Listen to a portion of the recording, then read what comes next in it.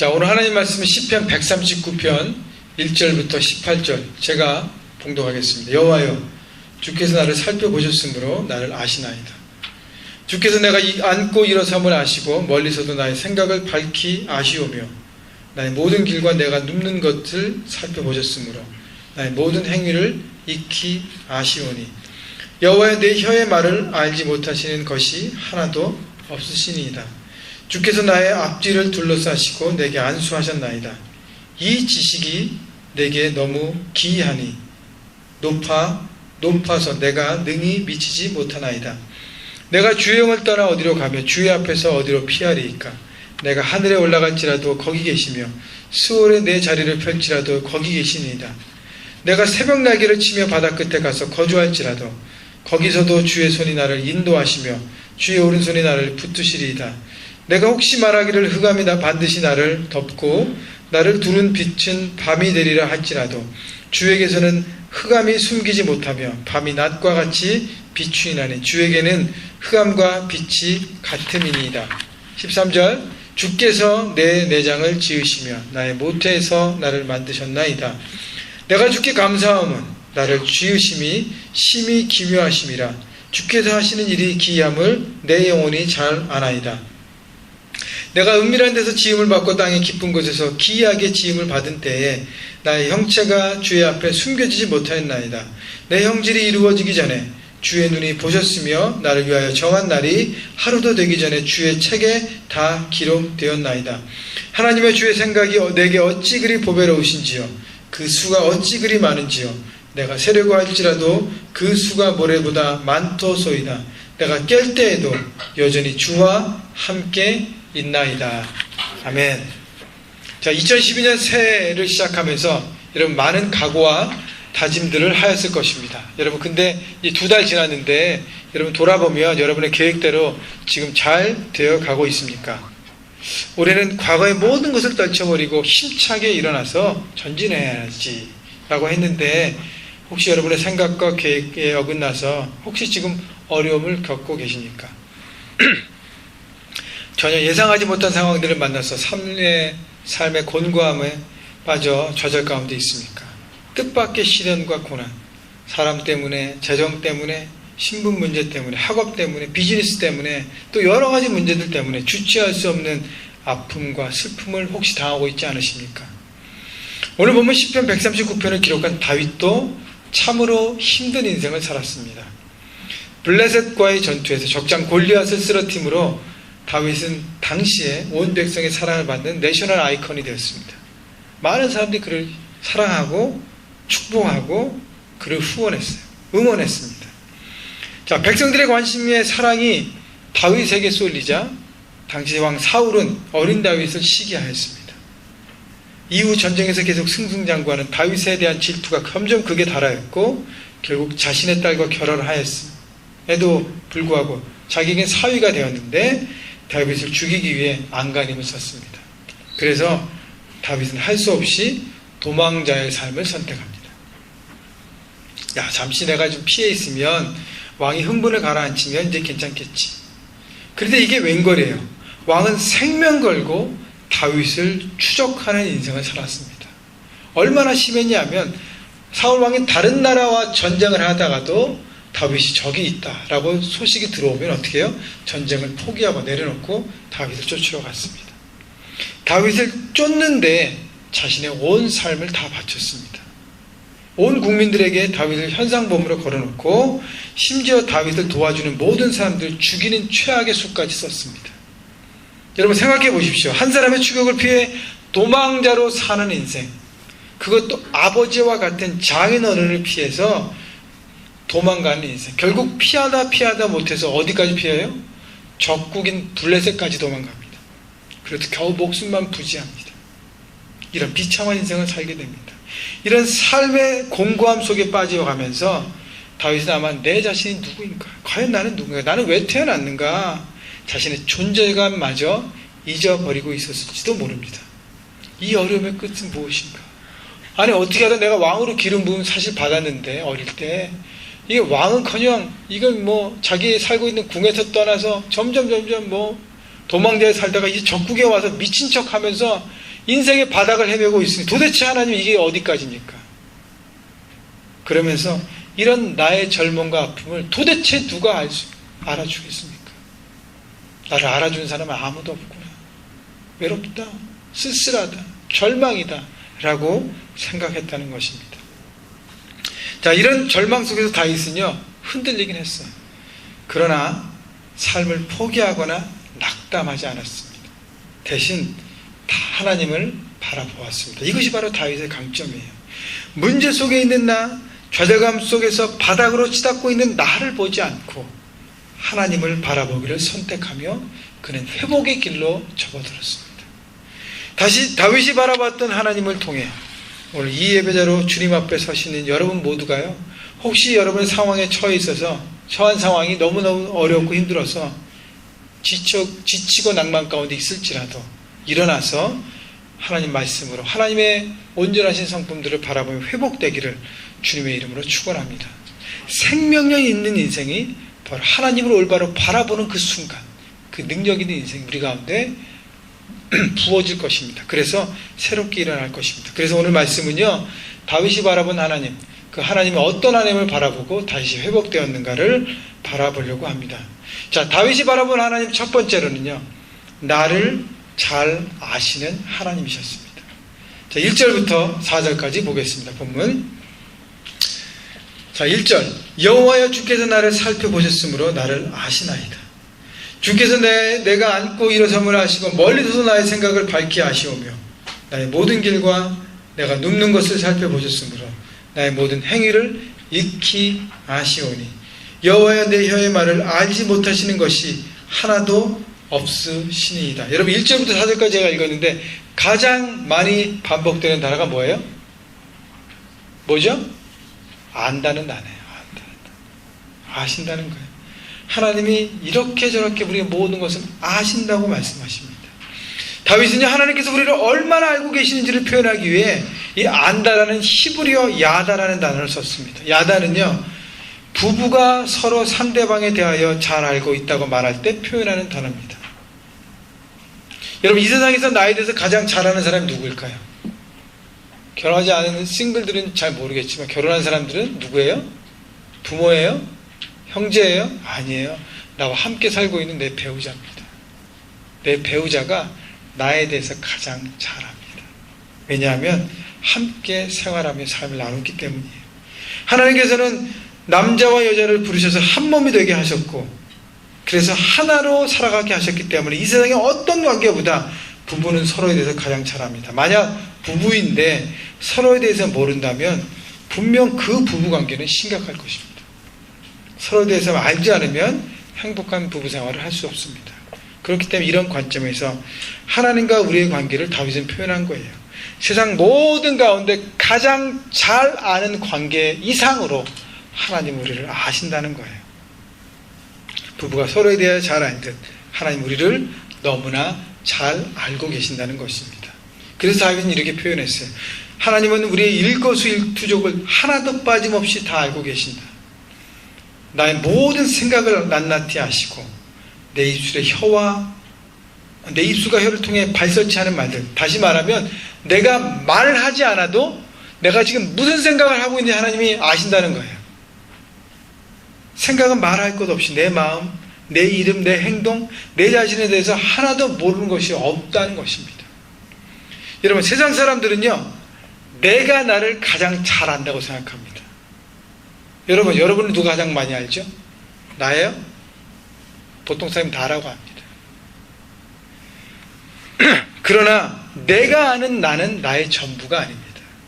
조하리 윈도우라는 심리학자 연구에 의하면 나라는 한 사람이 있을 때, 나라는 한 사람의 영역이 있잖아요. 전체 영역이 있을 때 그 영역이 네 가지로 나눠진다고 합니다. 첫째 영역은 나도 알고 다른 사람도 아는 영역이에요. 우리 모두에게 드러난 영역이죠. 나도 알고 나에 대해서 그것을 다른 사람도 아는 거예요. 두 번째 영역은 뭐냐면 나는 아는데 다른 사람은 모르는 나의 영역입니다.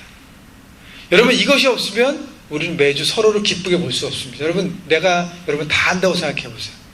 여러분의 모든 것, 여러분이 뭘 생각하는지, 여러분이 삶의 현장에서 이렇게 막 어려워서 이렇게 심한 말을 했는지, 막 미워하고 시기하고, 가족들임에도 불구하고 막 이렇게, 그걸 제가 다 안다고 해보세요. 여러분에 있는 깨끗한 면만 보니까 이렇게 사랑하고 축복하지, 여러분 안에 쓰레기까지 제가 다 본다고 하면 괴롭습니다.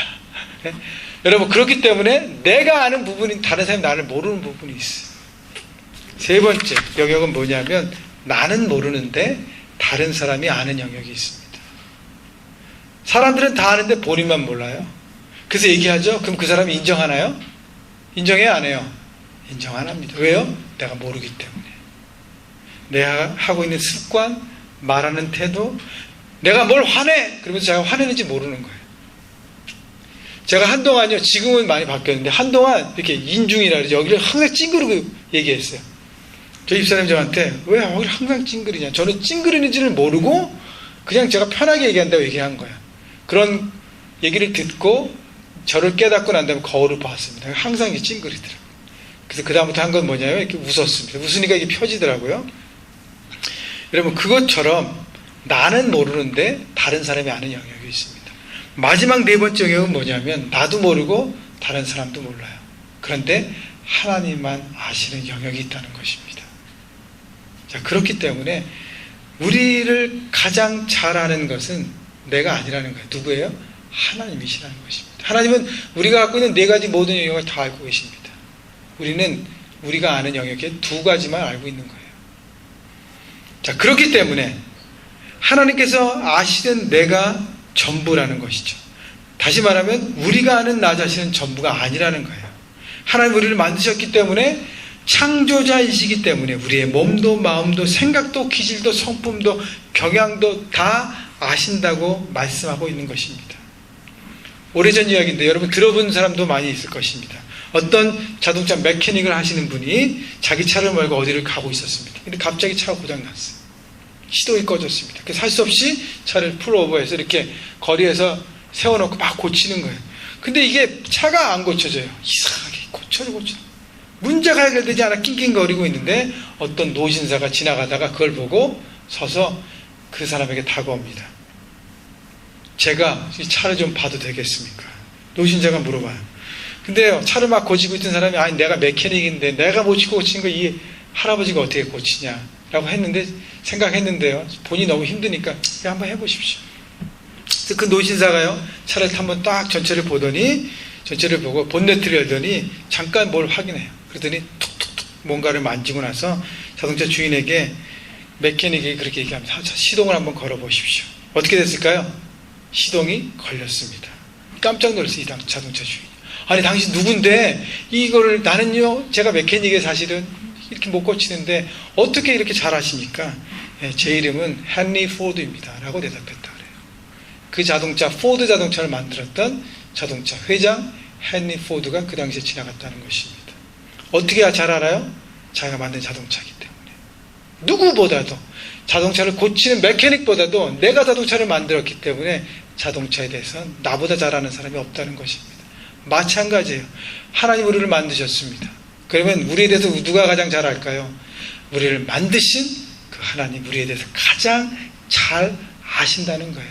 우리의 생각도, 우리의 고민도, 우리의 번민도, 우리의 기질도, 우리의 은사도, 우리의 모든 것들도 하나님이 가장 잘 안다고 하시는 것입니다. 근데 우리를 향한 하나님의 아심은요, 이게 대충 뭉뚱그려서, 아 여기 뭐 형제교 오늘 예배 왔구나, 여기 왔구나, 이렇게 무리로 하시는 게 아니에요. 하나님은 한 사람 한 사람 각 사람에게 어떤 것을 갖고 어떤 모양으로 서가고 있는지를 아신다는 것입니다. 이스라엘의 예절에 보면 노동자들이 하루 일당으로 받는 것을 데나리온이라고 했습니다. 원 데나리온. 근데요, 원 데나리온 가격의 16분의 1밖에 안 되는 것을 더 작은 단위로 아사리온이라고 합니다. 근데요, 당시에 그 데나리온의 16분의 1밖에 안 된 그 아사리온 2개를 주면 당시에 참새를 2-3마리 살 수 있었다고 합니다. 근데 성경에 보면 하나님께서 이 참새, 세상의 가치 기준으로 볼 때 가장 작은 단위인 가치 기준인 참새도 하나님이 잊지 않으신다고 성경이 말씀하고 계십니다. 여러분, 이 보잘것없는 참새도 잊지 않으신데 예수 그리스도를 통해서 자기 아들 독생자를 통해서 피를 흘려서 세운 여러분 한 사람 한 사람의 영혼, 하나님의 자녀의 여러분들을 하나님이 잊어버리시겠냐는 거예요. 하나님이 여러분을 잊지 않으시고 여전히 기억하시고 여러분과 함께하고 계신다는 것입니다. 하나님 지금 여러분이 처한 상황 속에서 다윗이 고백한 것처럼 무엇 때문에 아파하고 무엇 때문에 절망하고 이 고통 속에서 무엇을 생각하는지를 다 알고 계신다고 말씀하고 있는 것입니다.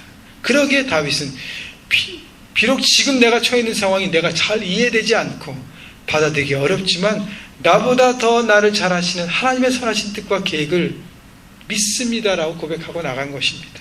여러분, 이런 하나님의 성품과 하나님에 대한 사실을 알고 있다면, 믿는다면 내 인생은 내가 잘 아니까 내가 알아서 할 거예요. 하나님, 내 삶은 내가 결정해요 라고 하면서 인생의 어려움들을 만날 때마다 참 나는 재수도 없지, 참 일도 안 풀리지, 엄청 꼬이고 있지 하면서 주변만 원망하고 불평하고 있지 않나 여러분 생각해 보셔야 합니다. 대신 다윗처럼요, 주님 나보다 나를 더 잘 아시기 때문에 그 주님을 제가 믿습니다. 내 결정보다 하나님의 결정이 더 확실하기 때문에, 더 올바른 길로 나를 인도하시기 때문에 나보다 나를 잘 아시는 하나님의 뜻과 생각과 계획을 바라보고 제가 믿고 나가겠습니다. 여러분, 더 나가서요, 여러분이 어떠한 상황과 환경에 지금 처해 있는지 모르지만 그 상황 가운데 두려워하거나 도망가려 하거나 회피하려고 하지 마십시오. 이 모든 것이 하나님의 계획 아래에 있음을 여러분 믿음으로 바라보시고 극복하십시오. 싸워 이기십시오. 그때 여러분 참된 믿음의 사람으로, 성숙한 하나님의 사람으로 온전히 설 것입니다. 여러분 그렇게 서가시기를, 하나님의 여러분의 아심을 바라보고 믿고 나가시기를 주님의 이름으로 축원합니다. 두 번째는요, 두 번째 다윗이 바라본 하나님은 나와 함께 하시는 하나님입니다. 7절 볼까요? 주의 영을 떠나 내가 어디로 가며 주의 앞에서 어디로 피하리이까? 내가 주의 신을 떠나 어디로 가며 주의 앞에서 어디로 피하리이까? 피할 데가 있다는 거예요, 없다는 거예요? 피할 데가 없다는 것입니다. 하나님의 눈길, 하나님의 시선에 벗어나서 우리가 살 수 있는 길이 없다는 거예요. 다윗은요, 이것을 자세하게 표현하기 위해서 8절과 9절에 구체적으로 설명합니다. 8절 볼까요? 내가 하늘에 올라갈지라도 거기 계시며. 하늘은 뭐예요? 우리가 생각하는 이 세상의 공간에서 가장 높은 곳입니다. 하늘. 그 다음에 스올에 내 자리를 펼지라도 거기 계시니이다. 스올이라는 것은 지옥을 표현하는 것이에요. 땅 저 밑에 밑바닥을 얘기합니다. 내가 하늘 꼭대기에 올라가도 하나님이 거기 계시고, 내가 땅 끝 맨 밑에 내려가도 하나님은 거기에도 계신다는 거예요. 그 다음 9절 보세요. 내가 새벽 날개를 치며. 새벽 날개라는 것은 뭐냐면 아침 일찍 동이 틀 때를 얘기합니다. 이스라엘에 볼 때 동이 틀 때는 뭐예요? 동쪽에 있는 사막이에요. 선라이즈가 되는 동편 끝에 가도 하나님은 거기 계시고, 바다 끝에 가서 거주할지라도, 바다 끝은 이스라엘 땅에서 바다는 어디예요? 서편에 있습니다. 지중해가. 그리고 서편으로 어떻게 해요? 해가 지는 선셋이 있습니다. 서편의 끝에 가도 하나님은 거기 계십니다. 여러분, 상, 하, 좌, 우, 하늘 높은 곳, bottom, left, right, 어디 끝을 가나 어떻게 해요? 하나님은 거기 계신다는 거예요. 하나님 계시는 그 공간 안에 우리가 살고 있는데, 내 공간 안에 어디를 가도 어떻게 해요? 하나님은 그곳에 우리를 보고 계신다는 것입니다. 여러분, 하나님의 임재가 닿지 않는 것이 없다는 것입니다. 그 하나님의 함께 하심을 우리가 바라보기 때문에 10절, 거기서도 주의 손이 나를 인도하시며 주의 오른손이 나를 붙드시리다. 내가 어디를 가든 나는 하나님을 피할 수 있다 없다예요? 없다는 것입니다. 그곳에서 하나님 우리를 붙드시고 함께 하신다고 말씀하십니다. 여러분, 다윗이 아마 도망자로 결국 블레셋 적국으로 피신하면서 하나님의 임재에 대한 갈등이 있었던 것 같아요. 내가 살고 있었던 이스라엘 땅은 하나님의 축복의 땅이고 하나님 선택받은 백성들의 땅이기 때문에 하나님 임재하시지만, 내가 이제 블레셋이라는 적국으로 이방 땅으로 갔는데 하나님 거기도 계실까? 하나님 나를 잊어버리신 게 아닐까? 야, 그러면서 이런 생각을 했을지도 몰라요. 야, 이제는 이방 땅에 하나님이 없는 곳이 갔으니까 야, 이제 막 살자. 그동안 말씀대로 사느라 원칙을 지키느라 고생만 했는데 이제 하나님도 안 보실 텐데 대충대충 살면 어떨까? 좋은 게 좋은 거지 하면서 마치 요나의 모습과 비슷했습니다. 구약 요나에 보면 하나님께서 요나를 부르세요. 그리고 니느웨로 가라고 말씀하십니다. 니느웨는 북동쪽이었어요. 근데요, 니느웨로 가라는 하나님의 뜻이 요나의 마음과 맞질 않았어요. 내 마음은 싫어요, 하나님. 하나님 뜻에 내가 순종하기 싫습니다. 그리고 어떻게 해요? 북동쪽으로 부르시니까 하나님이 부르시는 반대쪽인 서쪽으로 가려고요. 요빠라는 항구에서 서쪽 끝 다시스로 가는 배를 탑니다. 다시스는 당시에 스페인으로 그 당시의 사람들이 세상 끝이라고 생각했어요. 내가 배를 타고 다시스 세상 끝까지 가면 하나님의 눈에 피해 있을 거야. 하나님 눈을 떠날 수, 도망갈 수 있을 거라 생각하고 배를 탑니다. 배를 타는데요, 요나서 1장 5절에 보면 어디에 배를 타냐? 배를 타도요, 배에서 어디 있었어요? 배 맨 밑으로 갔어요. 배 왜 맨 밑으로 갔을까요? 왜 갔어요? 하나님이 안 보고 계신다고 생각한 거예요. 하나님 눈을 피해서 맨 밑에. 그리고 맨 밑에 앉아있거나 서 있는 것도 아니에요. 어떻게 있었어요? 누워 있었습니다. 밑바닥에 팍 누워 있었어요. 하나님 여기는 못 보시겠지. 요나는 배 제일 밑바닥에서 하나님의 시선을 피할 수 있다고 생각했습니다. 그리고 거기서 쿨쿨 잠을 잤어요. 하나님 없는 곳인데 내 마음대로 하자. 에라 모르겠다, 그냥 막 살지 뭐 하면서 그냥 자빠져 잤어요. 결국 요나가 하나님의 눈을 피했습니까? 피했나요? 여러분, 자신의 손으로 햇빛을 가리는 거랑 똑같아요. 내가 내 손으로 햇빛을 가린다고 해서 빛이 가려집니까? 나만 가려지는 것 같죠. 태양은 여전히 그 자리에 있습니다. 하나님 빛이 나와 함께하지 않는 것이 아니라 하나님이 등진다고 해서 그 하나님의 빛은 태양같이 여전히 내 인생에 비추고 계시는 것입니다. 요나가 어떻게 됐나요? 하나님은 맨 밑바닥 속에 잠자고 있는 요나를 흔들어 깨웠습니다. 풍랑을 일으켰어요. 내 인생은 하나님을 떠나 내 인생은 나의 것이라고 하면서 자신의 마음대로 살려있던 요나를 깨우기 시작했어요. 요나는 결국 바다에 던져지고 하나님께서 준비하신 큰 물고기를 통해서 결국 어디로 갔어요? 하나님께서 원래 말씀하신 니느웨로 갔습니다. 마찬가지야. 다윗은 피해 도망간 이방 지역에 잠시 갈등하였지만 내가 어디에 있건 무엇을 하든 하나님께서 나와 함께 하시는 그날을 깨달았습니다. 그러면서 내가 하나님 안에 있을 때가 가장 행복하구나라고 깨달았던 것입니다. 여러분, 하나님이 이미 이 예배 가운데 함께하고 계십니다. 여러분 믿으시죠? 이 예배만 함께하고 계시는 게 아니에요. 어디에 함께 계세요? 여러분의 삶이 현장에 함께하고 계십니다. 여러분의 가정에, 여러분의 학교에, 직장에, 만나는 사람들 가운데, 여러분의 출장이나 여행을 떠나도요, 그것 가운데 하나님은 함께 동행하고 계신 것입니다. 여러분, 내가 하나님의 뜻이 아니라 자꾸 내 뜻과 내 생각대로 하려고 하기 때문에 하나님 보고 계시나? 하나님을 꼭 감시자로 여기는데요, 하나님의 온전한 뜻을 붙들고 하는 인생은요, 하나님을 감시자로 여기지 않습니다. 어떻게 여겨요? 하나님을 후원자로, 격려자로, 인도자로 여기고 그분과 함께 동행하는 것입니다. 여러분, 하나님은 우리를 인도하시고 우리를 붙들길 원하세요. 제발 하나님에 대해서 곡해하지 마십시오. 하나님은 여러분을 감시하면서 잘못 갔어? 우리를 이렇게 혼내는 감시자로 생각하지 마십시오. 하나님은 후원자로 격려자로 여러분과 함께하고 계십니다. 10절을 다시 보십시오. 거기서도 주의 손이 나를 인도하시며 주의 오른손이 나를 붙드시리라. 거기서도가 뭐예요? 내가 생각할 때 하나님이 없다고 생각하는 그곳에서도 하나님이 여전히 우리와 함께 하시고 우리를 붙드신다는 거예요.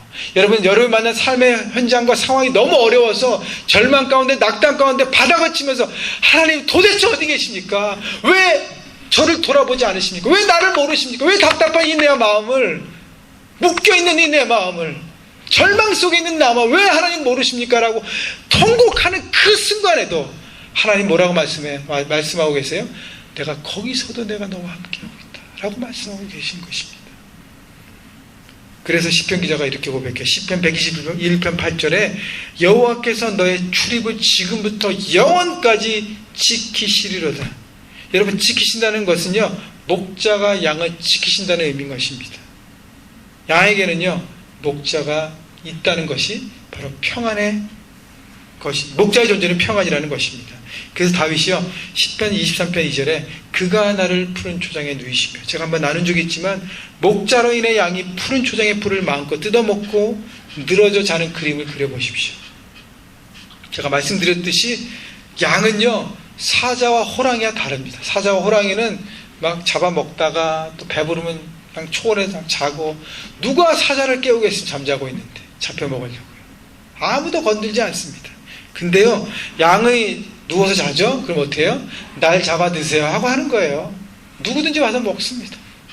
그렇기 때문에 양은요, 연약한 존재이기 때문에 항상 불안해하고 두려워합니다. 그래서 쉽게 누워서 잘 수 있는 동물이 아니에요. 근데 유일한 한 가지 조건, 목자가 함께 있을 때 양은 그 자리에서 편하게 쉴 수 있습니다. 그것이 양을 키웠던 사람이 썼던 양과 목자에 나온 책의 이야기입니다.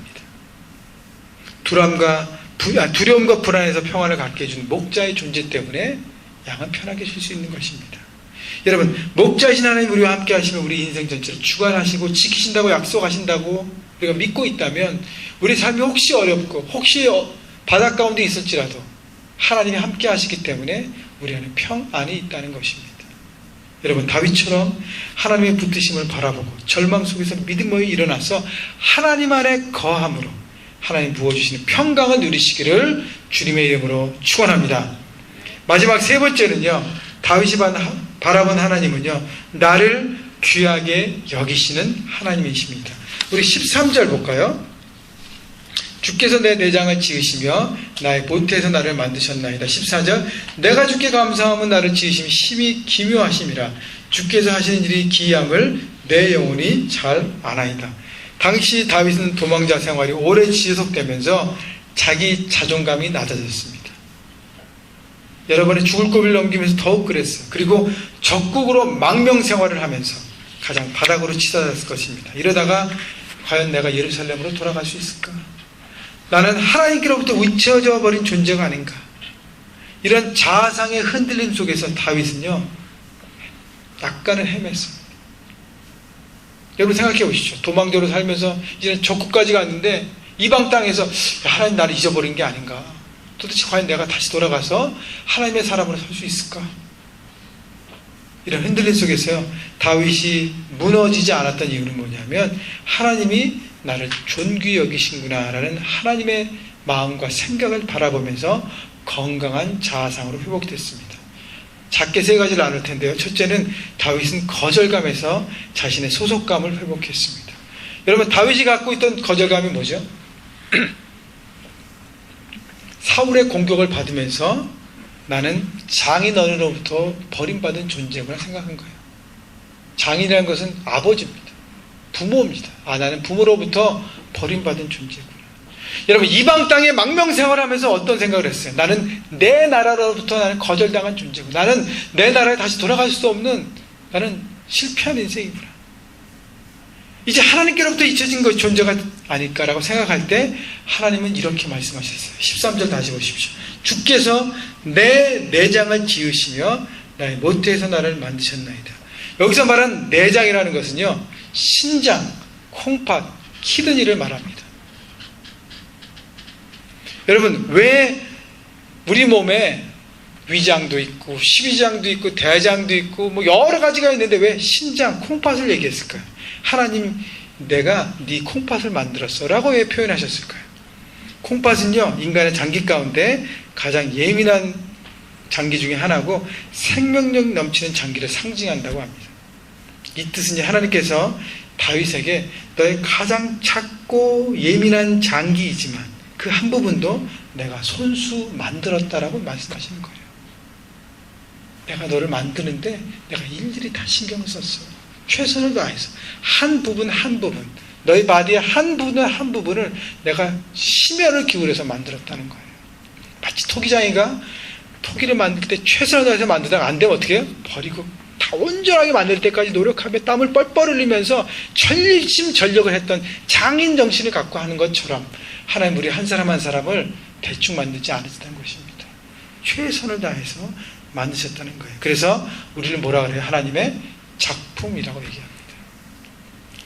하나님의 자녀라고 얘기합니다.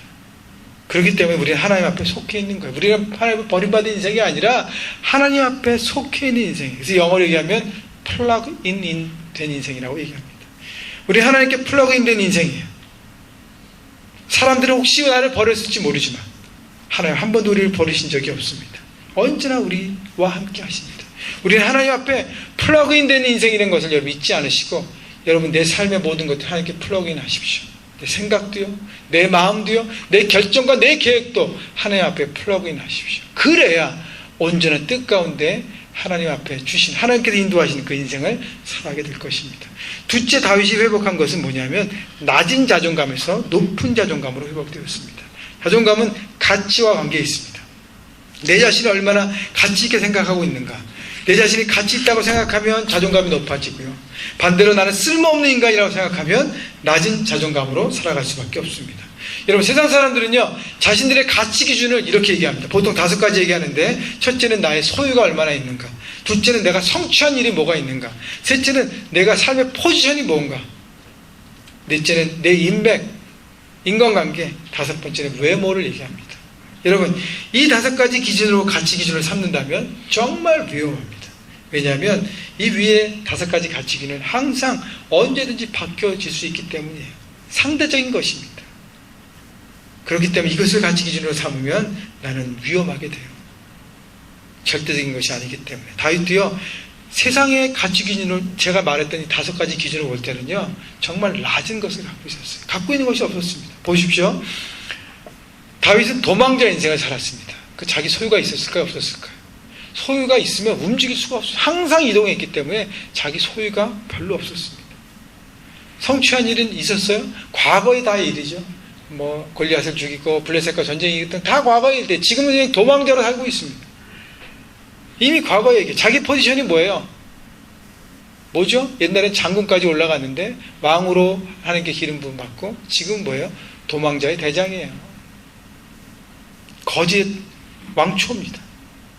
여러분, 다윗의 인맥이 뭐가 있습니까? 도망자로 있으면서. 다윗이 도망갔을 때 아둘람 그루로 상처받은 자, 사기당한 자, 환난당한 자, 이런 실패자들만 떼거리로 모였어요.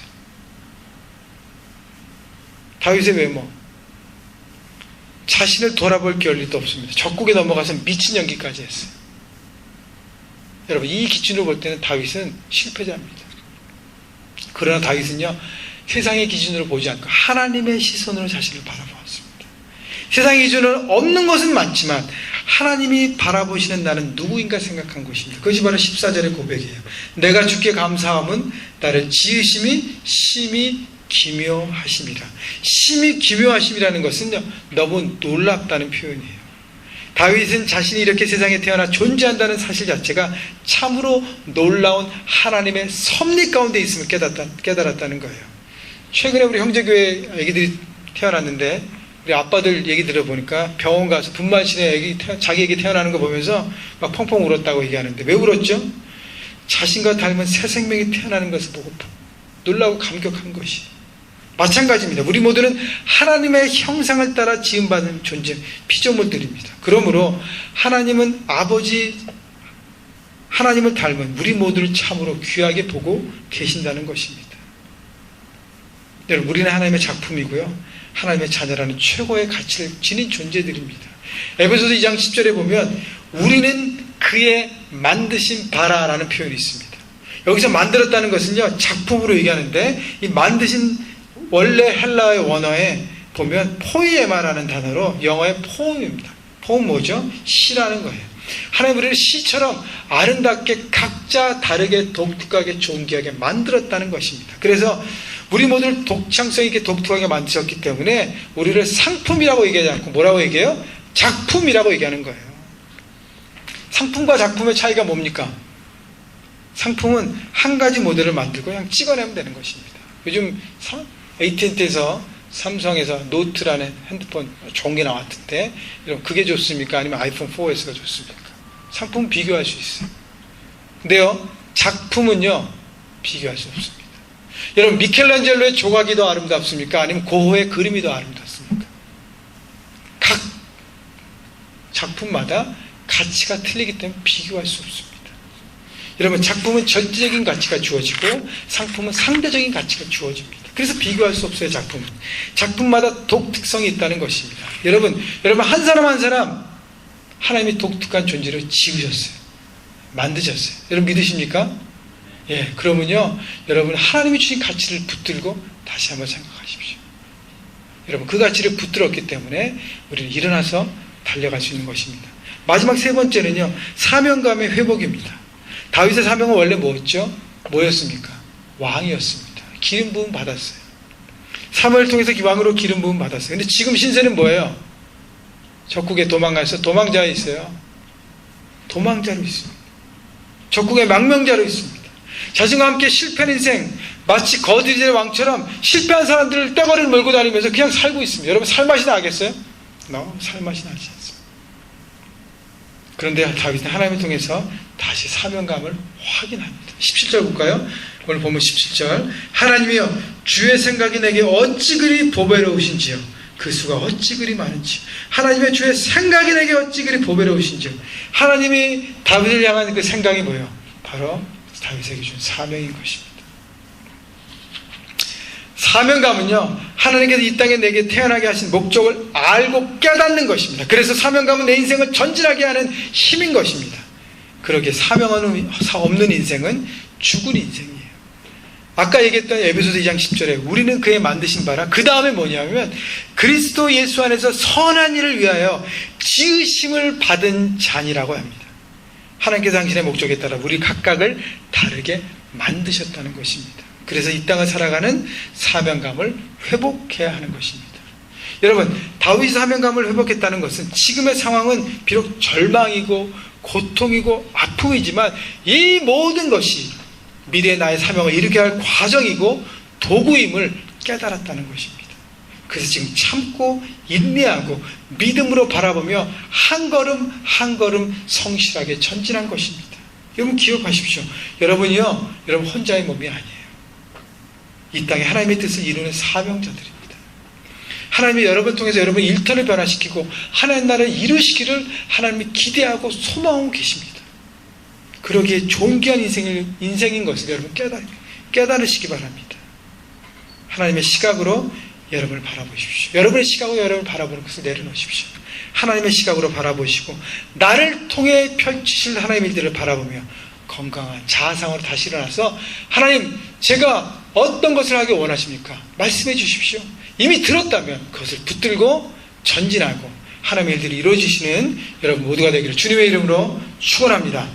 오늘 말씀을 정리하면요, 다윗이 바라봤던 하나님, 나를 너무나도 잘 아시는 하나님, 나를 감찰하시고 나를 지켜보시고 내 모든 생각과 마음을 아시는 그 하나님 앞에 여러분 모든 것들을 내놓고 나가십시오. 두 번째, 하나님이 항상 여러분과 함께 계십니다.